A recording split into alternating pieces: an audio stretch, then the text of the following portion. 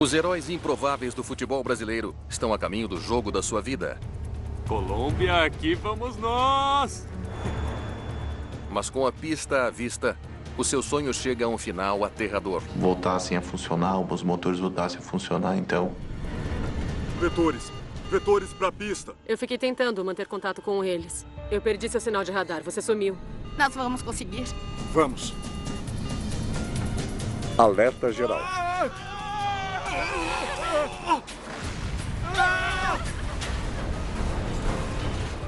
Enquanto o mundo do futebol fica de luto, os investigadores estão sob uma pressão incrível. Conte-me o que houve antes de declararem emergência. Mas o rastro de evidências leva a um lugar que eles nunca esperariam. Ficamos completamente chocados. Eles deveriam ter conseguido passar. É um insulto somado à injúria numa escala impensável.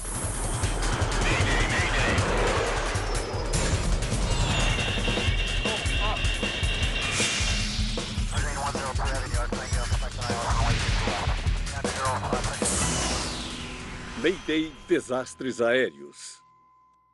Esta é uma história real baseada em relatórios oficiais e relatos de testemunhas. Pouco antes do pôr do sol em Santa Cruz, na Bolívia, o voo 2933 da Lamia está prestes a decolar. A tragédia da Chapecoense. A bordo está o time brasileiro de futebol com uma história de Cinderela, o Chapecoense. Eles estão a caminho da Colômbia para completar uma temporada de contos de fada notável. Colômbia, aqui vamos nós!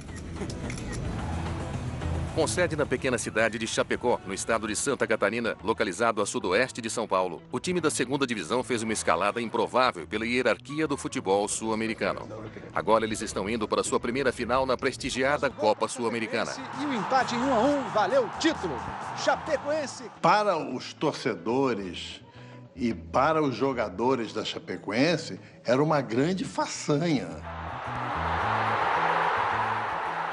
Bruno Rangel, gol da Chapecoense. O lateral Alan Ruschel e o goleiro reserva Jackson Follman ficaram amigos enquanto jogavam juntos pela Chapecoense. A gente sempre foi uma equipe muito unida, né? Aquela equipe era uma equipe muito unida. Uma equipe que queria o bem de todos. Isso era o diferencial do nosso grupo. A gente era uma família. Isso fez com que a gente chegasse forte.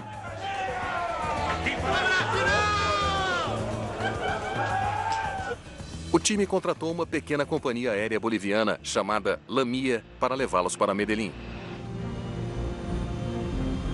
B1, rodar.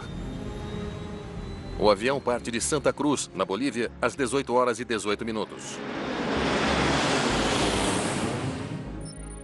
Será uma viagem de 4 horas e meia e 2.500 quilômetros até Rio Negro, nos arredores de Medellín, na Colômbia, o local do jogo do campeonato. O comandante Miguel Quiroga e o copiloto Fernando Goitia são pilotos bolivianos veteranos, com mais de 6.000 horas de voo cada um. Recolher trem. Recolher trem. Uma jovem piloto boliviana, Cici Arias, está observando do assento extra. A tripulação está pilotando um jato regional Avro 146. O 146 sempre teve uma estrutura muito firme e um projeto muito bom. É um pouco mais caro de operar porque tem 4 motores, mas ele é muito confiável.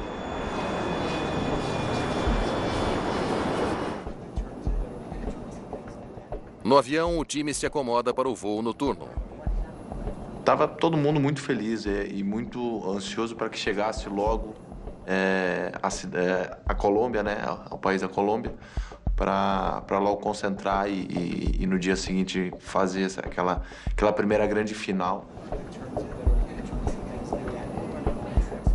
Na metade do voo, Jackson Follman se volta para o seu amigo Alan Ruschel. Ei, amigão. Vem sentar comigo. Não, eu quero dormir. Eu e o Alan, a gente tem uma amizade há mais de 10 anos. A gente chegou junto. E aí que eu chamei o Alan, né, pra sentar comigo, pra gente escutar música, como a gente vivia juntos, pra lá e pra cá, né. Muito abaixo deles, o seu destino, o aeroporto José Maria Córdova, na cidade de Rio Negro, está muito movimentado com pousos e decolagens em sua única pista. Rio Negro, 2933, boa noite. O copiloto Fernando Goitia entra em contato com a controladora de tráfego aéreo, Ianete Molina. Lamia 2933, controle, boa noite. Contato do radar, mantenha e desça ao nível de voo 230. Acesse o VOR de Rio Negro. Molina imediatamente instrui a tripulação a aguardar para fazer a sua aproximação final, porque há outros aviões na fila para pousar. Mantendo em Gemini. O Lamia 2933 entra num padrão de espera em um ponto de navegação chamado Gimli.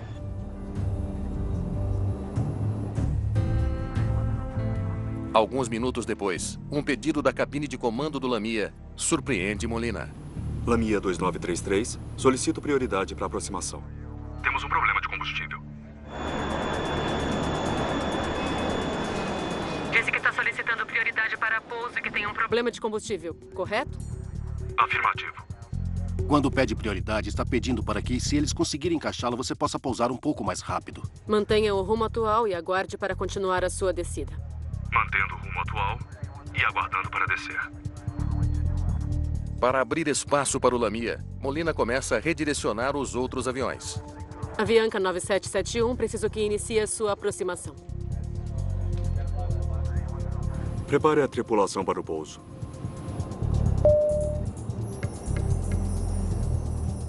O avião agora está em espera há cerca de 7 minutos. O que está acontecendo? A gente vai pousar.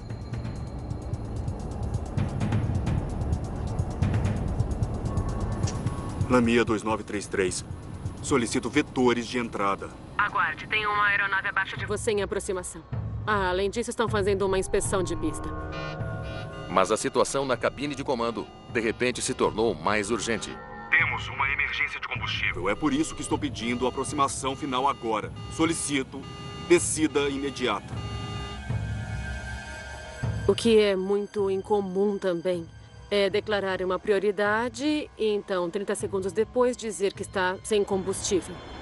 Lamia 2933, vire à direita agora para iniciar a sua descida. Você tem tráfego 1,5 km abaixo. Quando você declara uma emergência, o Mar Vermelho se abre, então o mundo está concentrado em fazer o que você precisa para chegar ao aeroporto o mais rápido possível.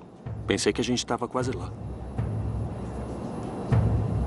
A gente não... Ninguém comentou nada conosco. A gente não ficou sabendo de nada. Molina precisa mover o voo da Lamia para longe de outros aviões em seu caminho. Lamia, vire à direita para iniciar a descida. Mas em vez disso, os pilotos da Lamia viram à esquerda, diretamente na direção dos outros aviões. Negativo. Já estamos começando a descer. E indo para a pista. Avianca 9771, vire à esquerda imediatamente, na direção 270. Eu vi que eles não estavam seguindo as instruções que eu estava passando. E começaram a descer. Começaram a descer muito rápido, muito acelerados. Eles passaram muito perto de atingir uma aeronave da Avianca. Quando você começa a descer sem um espaço livre através do possível espaço aéreo designado a outras aeronaves, você está apostando que não vai atingir outra aeronave e que elas não vão atingir você. No avião, as luzes se apagam. Os motores ficam em silêncio. Os passageiros sentem o avião caindo. Na verdade, na hora da queda, eu não lembro de nada, né? Eu não lembro de nada da queda.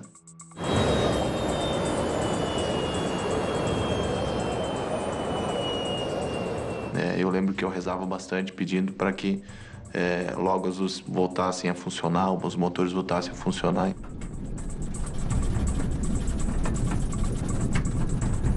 2933. Falha elétrica total. Sem combustível. A pista está livre. Bombeiros em prontidão. Fala que precisamos de vetores. Vetores. Vetores para a pista. A tripulação precisa que a controladora lhes dê instruções para chegarem à pista, mas o avião desapareceu do radar dela. Eu continuei dando instruções a eles. Eu ficava dizendo que a pista estava livre e que os bombeiros estavam de prontidão. Eu perdi seu sinal de radar. Você sumiu. Informe seu rumo agora. Rumo 360. 360. 2.700 metros. Vetores. Vetores! Quando me disseram que a altitude da aeronave era de 2.700 metros, aí eu pensei o pior. Meu Deus, por favor, nos ajude, por favor. Nos ajude, ai meu Deus. Você não tem pra onde correr, querendo ou não, eu muito desespero, né? Eu não queria morrer assim, não queria que ninguém morresse, enfim, então... Eu só conseguia pensar no meu filho, que é piloto, e eu queria ser Deus para conseguir estender a mão e salvar aquele avião. Foi difícil, extremamente difícil, e eu não conseguia acreditar, eu não acreditava no que estava acontecendo.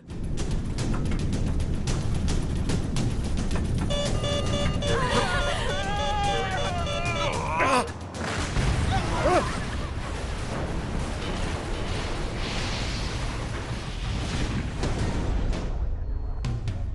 2933, responda. 2933, responda.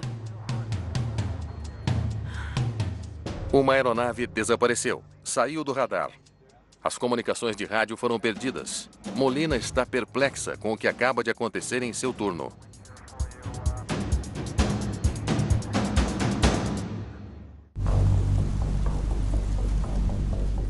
Jackson Follman, o goleiro da Chapecoense, sobreviveu ao acidente do voo 2933 da Lamia. Eu acabo acordando no meio da mata e... Eu não sei quanto tempo eu fico acordado também, não sei quanto tempo eu fico desacordado. Socorro! Socorro, por favor! Eu tô aqui! Eu também não via nada, estava muito escuro, não enxergava nada. Então, eu lembro que uma pessoa chegou até mim, me pegou na minha mão, pediu meu nome, pediu minha idade e falou para mim ter calma, que ela ia me tirar dali, daquele lugar. Equipes de emergência correm para o local do acidente. A maioria dos passageiros morreu. Mas, incrivelmente, 7 deles ainda estão vivos. Além de Jackson Follman, 3 outros jogadores da Chapecoense sobreviveram. Alan Ruschel, Hélio Neto e Danilo Padilha. 70 pessoas morreram, fazendo desta uma das piores tragédias da história do esporte.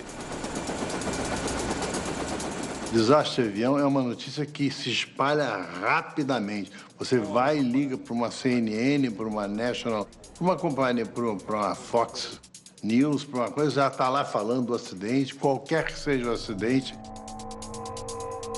A luz da manhã revela toda a extensão da tragédia. O avião da Lamia atingiu o cume de uma montanha de 2.650 metros chamada Cerro Gordo.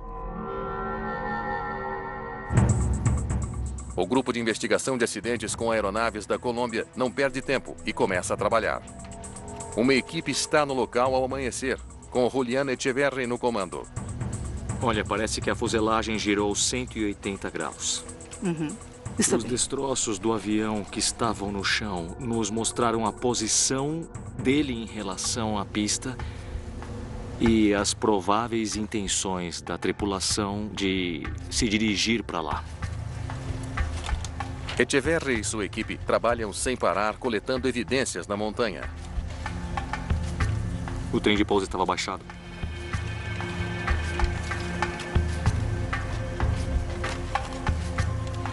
Veja, os flaps estão estendidos. O avião estava configurado para pouso. Fica claro que a tripulação estava descendo em direção ao aeroporto.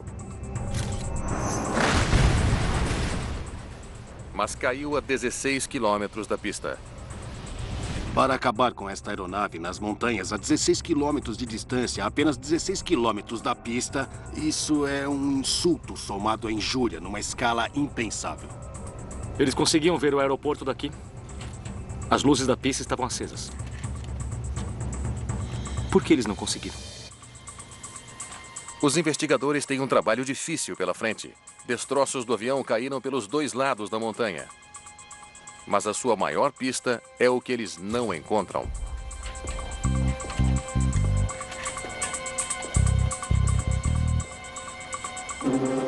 Sem marcas de queimado. Também sem cheiro de combustível. No local do acidente, havia um cheiro muito leve mesmo de combustível. Quando normalmente os aviões que se acidentam e que têm combustível a bordo, o cheiro fica muito mais penetrante.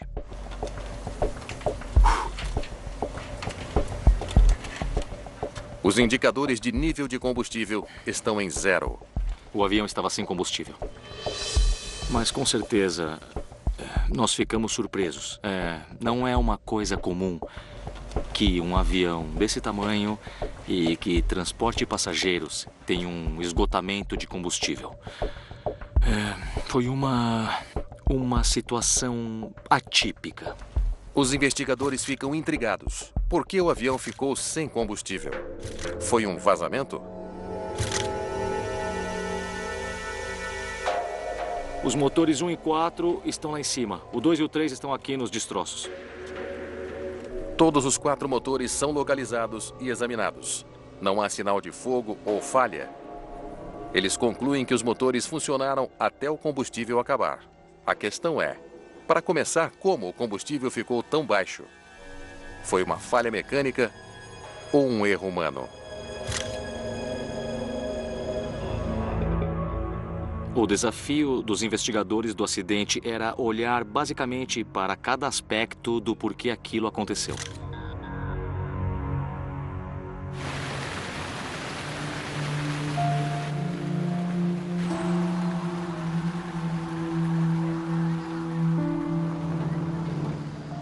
Todo o mundo do futebol está de luto.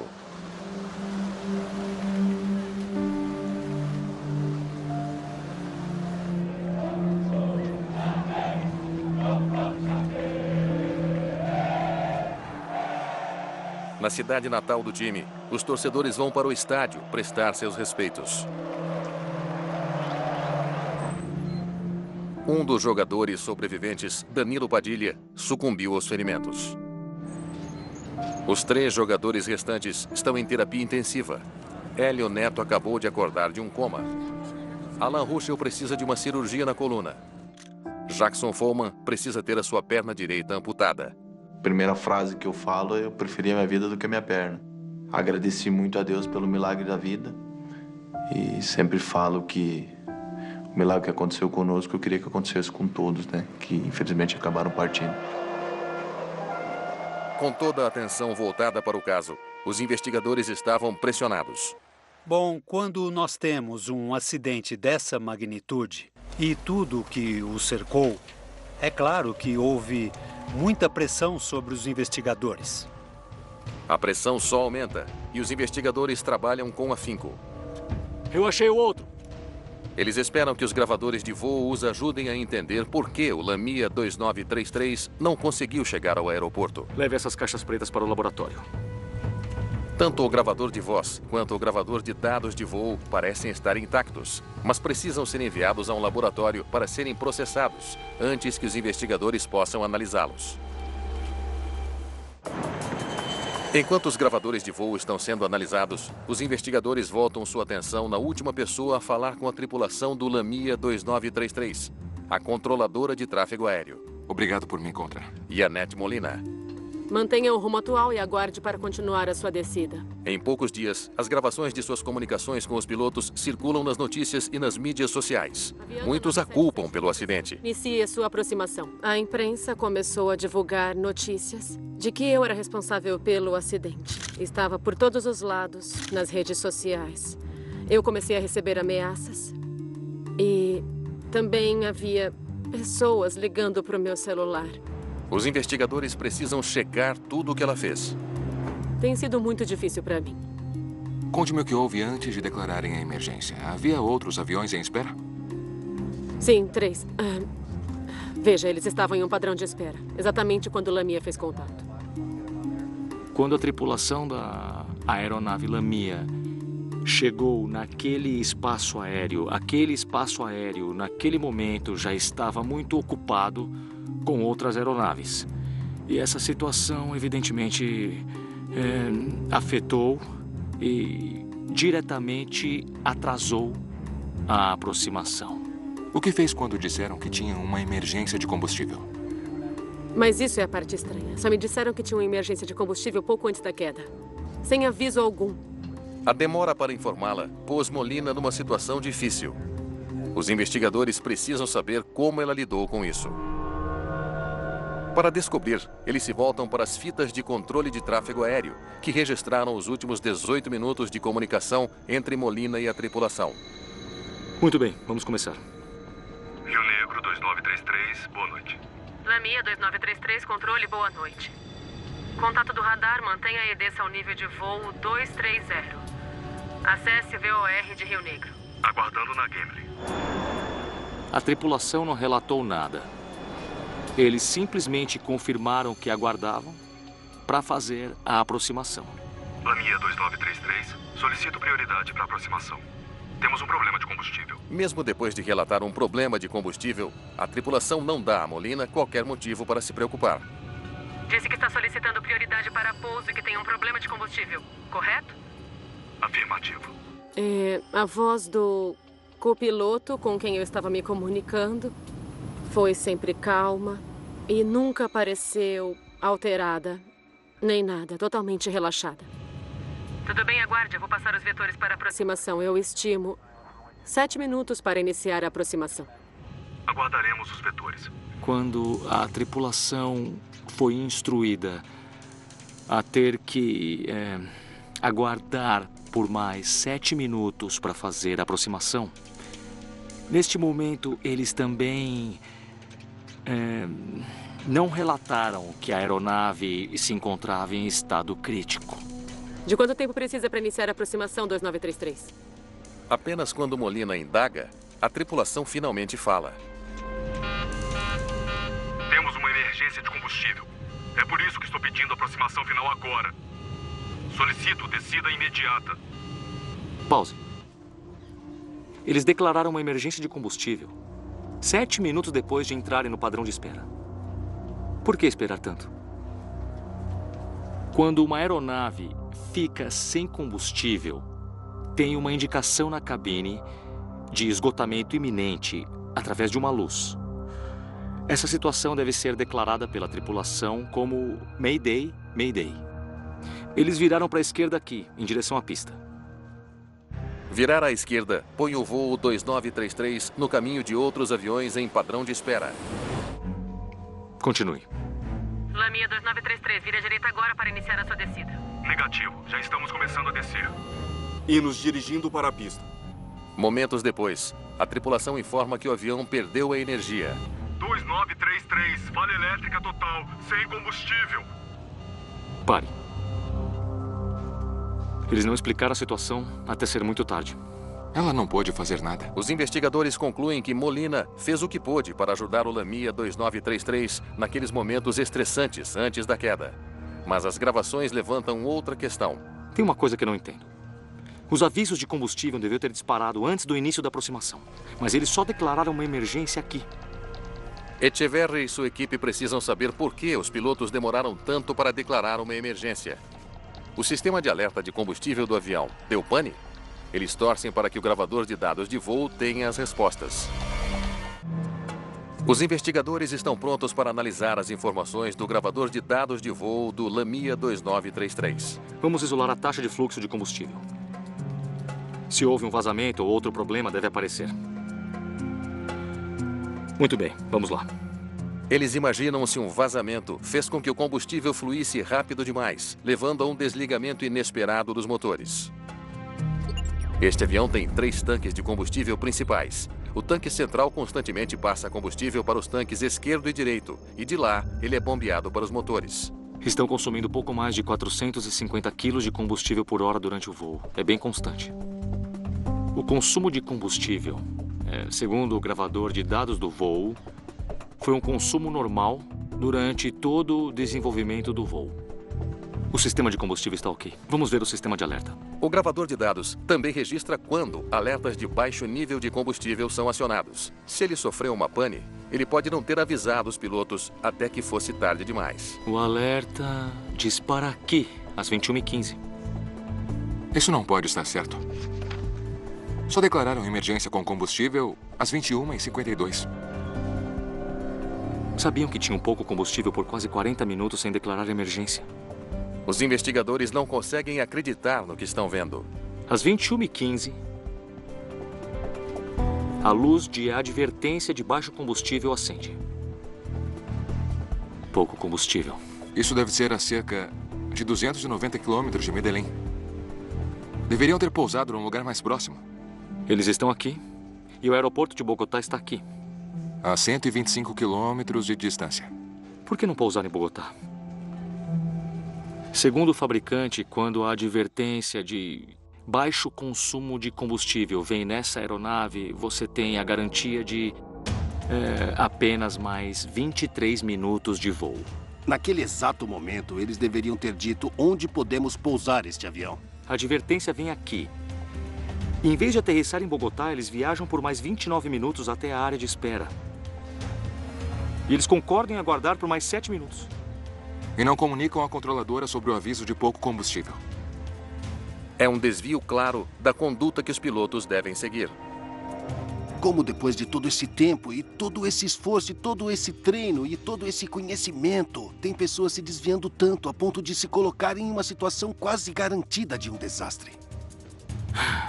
Por que não declararam uma emergência de combustível mais cedo? E tem mais uma coisa que não faz sentido.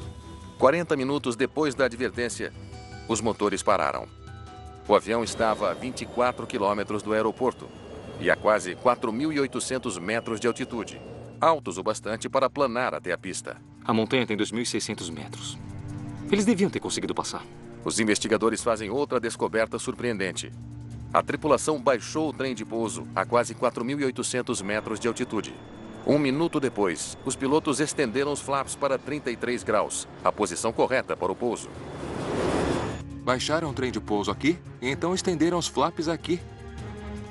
Mas há um grande problema: o timing.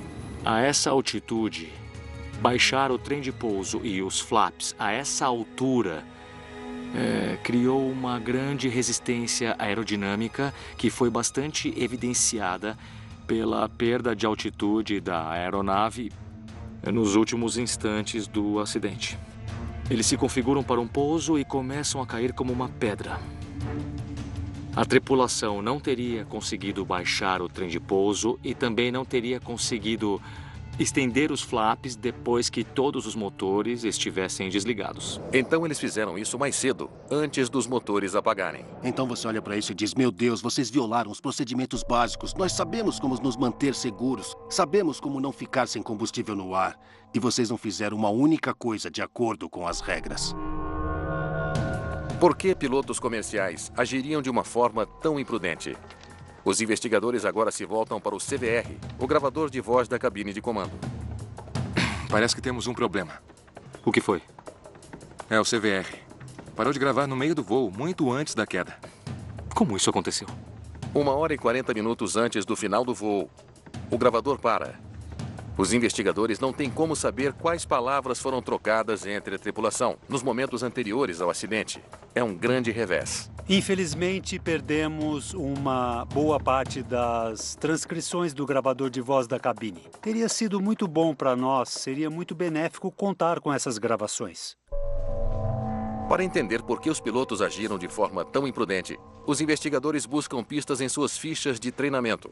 Ambos os pilotos haviam concluído recentemente testes de proficiência para o Avro 146. Houve um acompanhamento na cidade de Zurique, alguns meses antes. E, particularmente, o piloto e o copiloto foram aprovados nesses exames correspondentes. No entanto, fizeram algumas observações, sugerindo algumas melhorias para esses pilotos. O comandante tinha mais de 3.400 horas na aeronave. Mas o comentário de um examinador descrevendo uma das fraquezas do piloto chama a atenção dos investigadores. Use o tempo necessário para preparar o avião em uma emergência. O copiloto foi treinado na Força Aérea Boliviana e voava havia 20 anos.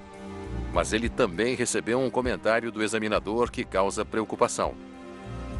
Em relação ao copiloto, foi feita uma observação que estava relacionada a, em uma situação de emergência, ele precisaria declarar Mayday, Mayday ou Pam Pam, conforme os regulamentos. A comunicação com a torre de controle em emergências deve ser pontual. Declarar Pam Pam ou Mayday. Então os dois pilotos tiveram problemas com procedimentos de emergência. Essa foi a descoberta que melhor explicou a cadeia de eventos que levou a tripulação a não declarar emergência como deveria ter feito. Esses sinais de alerta podem explicar a falha dos pilotos em seguir os procedimentos de emergência durante a crise. Mas uma dúvida ainda maior permanece. Por que a tripulação levaria o avião ao seu limite? Eles não só forçaram os limites, eles fizeram algo realmente criminoso, porque puseram a aeronave no limite da sua capacidade de queimar combustível e colocá-la de volta no chão com segurança. As fichas de treinamento revelam que a tripulação do Lamia 2933 estava propensa a cometer erros em situações de emergência. Mas a equipe do investigador Echeverri precisa saber por que a emergência do combustível aconteceu. Um erro de planejamento de voo poderia ter sido a causa. Você me pediu para analisar o plano de voo? Bom, é bem complicado. A Lamia foi inicialmente contratada para levar o time de São Paulo para Medellín, na Colômbia. Mas houve um entrave nesse plano. Por que há tantos planos de voo? Porque eles continuaram sendo rejeitados. Já que a Lamia é uma empresa de charter boliviana, a regulamentação brasileira não permitia a realização de um voo do Brasil para a Colômbia. Somente operadores de qualquer um desses dois países poderiam fazer isso. Então o time foi obrigado a pegar um voo comercial regular para a Bolívia, de onde poderiam pegar o avião da Lamia para Medellín. A Lamia devia saber que não era possível um avião boliviano partir do Brasil. Isso indica uma falta de organização da empresa. Aqui está o plano de voo final. De Santa Cruz para Medellín. Santa Cruz para Medellín, 2.500 quilômetros. Eles tinham combustível para isso? Eu vou checar. Quando as companhias aéreas realizam as suas operações, elas precisam levar em conta o consumo de combustível. Esse é um dos pilares fundamentais das operações das companhias aéreas. Esse caso não é exceção. A aviação mantém os regimes muito específicos em termos de combustível. E isso é essencial na operação das aeronaves. Os investigadores viajam para o aeroporto de Santa Cruz, na Bolívia, onde o Lamia 2933 foi abastecido. Eles querem saber exatamente quanto ele levava nos tanques antes de decolar. Tem um registro de quanto combustível colocou no voo 2933? Eu tenho, sim. Aqui diz que você colocou 1.635 quilos. As quantidades de combustível devem ser calculadas com base na queima de combustível esperada, que tem a ver com o peso, tem a ver com a altitude. O avião chegou ao aeroporto de Santa Cruz com 7.437 quilos de combustível. O funcionário completou a ponto de chegar a 9.071 quilos, deixando os tanques quase cheios. Então eles decolaram com quase 9.100 quilos de combustível.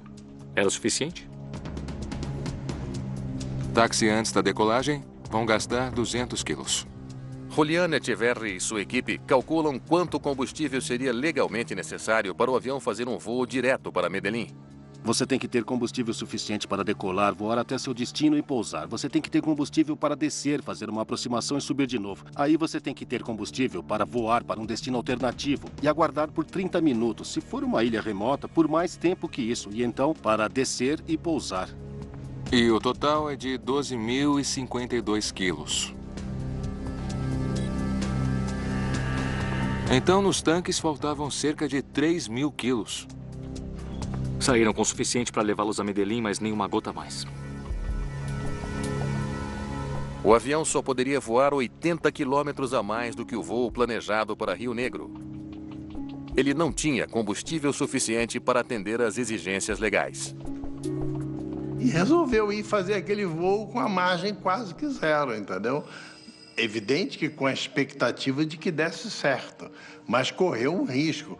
Por que os pilotos realizariam esse voo intencionalmente sem combustível suficiente? Enquanto os investigadores se aprofundam nos registros de voo da aeronave, eles descobrem um padrão preocupante. Ele percorreu a rota de Medellín para Santa Cruz 3 vezes este ano. E fez isso toda vez sem reabastecer. A tripulação fez o mesmo voo, mas na direção oposta, sem combustível reserva. Combustível. E todas as vezes eles conseguiram.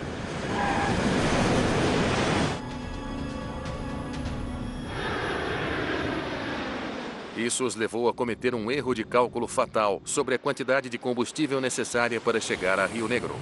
O consumo de combustível é um pouco menor, porque Rio Negro fica numa altitude maior.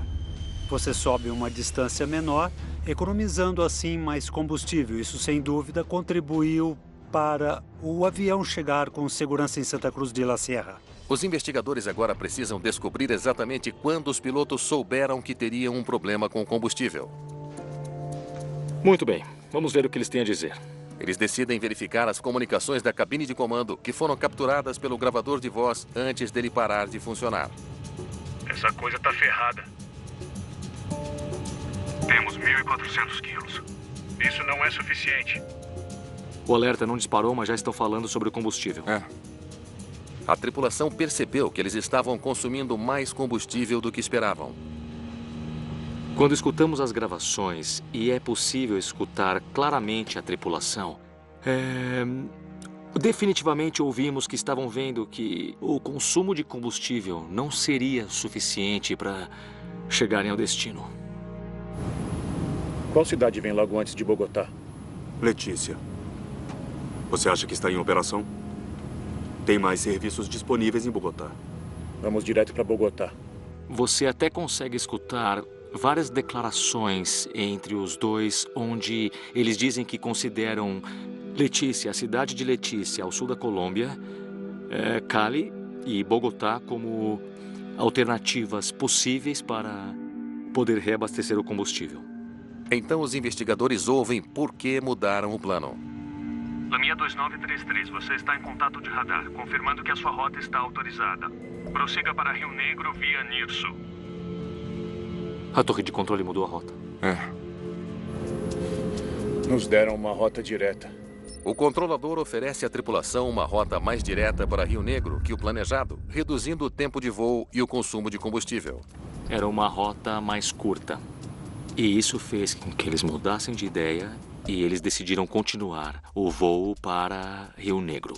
Nós temos o suficiente para chegar até lá? A gente tem 1.400 quilos. Devemos continuar? Vamos. Eles vão tentar.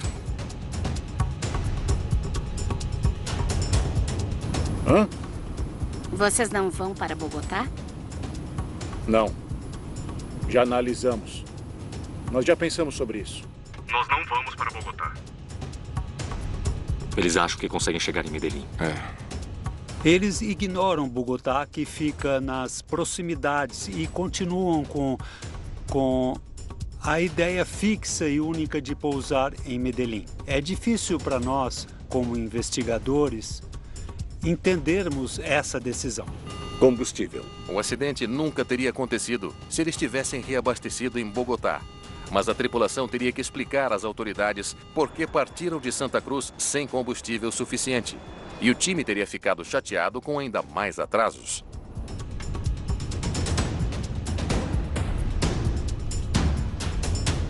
Os investigadores nunca saberão o que mais os pilotos conversaram, porque o gravador de voz da cabine então desliga. Nós imaginamos os motivos que levaram a parar de funcionar. Possíveis razões incluem um problema elétrico no sistema, ou talvez ele tenha sido desligado na cabine de comando. Não é uma falha simultânea da caixa em si a explicação mais provável, mas sim que algum ser humano não quis deixar registrado o que ele estava fazendo e ele desligou o disjuntor. Essa é a minha opinião. Mas uma questão ainda incomoda os investigadores. Por que os pilotos precisariam cobrir os seus rastros? Menos de 2 meses após o acidente, a Chapecoense joga uma partida com os jogadores emprestados de outros times. Eles jogam em casa diante de 20 mil torcedores emocionados.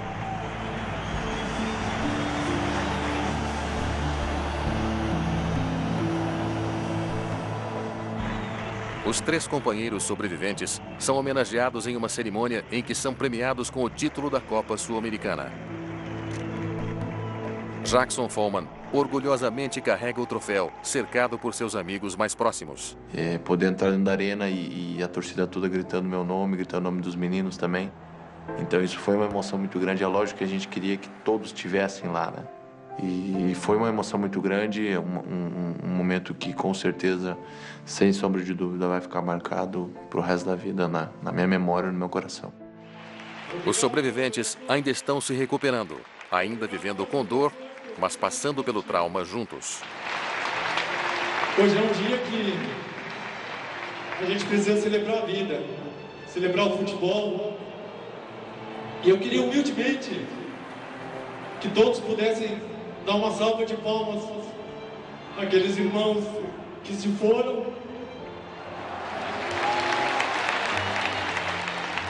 O Neto e o Alan são meus compadres, meus padrinhos de casamento, então a gente sabe da importância um para o outro, né? A gente sabe da importância que é um conselho de um para o outro, e todos os dias eu tô com os dois, porque a gente sabe que a gente precisa um do outro. Enquanto isso, na Bolívia, os promotores acusam o coproprietário da empresa, Vargas Gamboa, de homicídio culposo. E as autoridades de aviação suspenderam a licença de operação da Lamia. Descobriu-se que um dos outros proprietários era o comandante Miguel Quiroga. Ele não era apenas um piloto, ele tinha uma participação financeira na empresa. Ele apostou dezenas de vidas só para economizar dinheiro com combustível? Quando você tem alguém que está pilotando o avião e é responsável pelo avião e também é coproprietário e sabe da situação financeira, você tem um conflito de interesses aí. Vários meses depois, a equipe de Echeverri consegue arquivos da Lamia. É um baú do tesouro de informações. Parece que eles deviam para todo mundo. Nem mesmo os funcionários eram pagos. A empresa enfrentava enormes problemas financeiros. Estava com o pagamento de contas de manutenção e salários de seus funcionários atrasados. 2 de seus aviões não podiam voar. O avião do acidente era o único que estava voando. Quando você tem uma operadora menor e você faz uma auditoria, ou alguém faz, e eles encontram todas essas contas sem pagar e todas essas dificuldades financeiras, sério, o que você precisa fazer não é permitir que voe, porque praticamente não tem jeito de continuar a operar com o nível de segurança que o público espera. E o motivo é porque eles não têm como pagar por isso. Então, por que permitiram que a Lamia voasse? Havia deficiências na autoridade da aviação civil da Bolívia. Existia uma supervisão inadequada de tudo que era relacionado à operação dessa companhia. O relatório final atribui o acidente a planejamento e execução inadequados do voo e não cumprimento dos requisitos de abastecimento adequados. Eu acho que a tripulação sabia que eles estavam fazendo algo ilegal, que carregava níveis de combustível abaixo do necessário desde o início daquele voo. Esta é uma parte muito triste e bastante infeliz do acidente. O relatório final também diz ao mundo que Yaneth Molina não foi a responsável pelo acidente. A sua reputação foi restaurada. Depois que o relatório final saiu, eu me senti mais tranquila.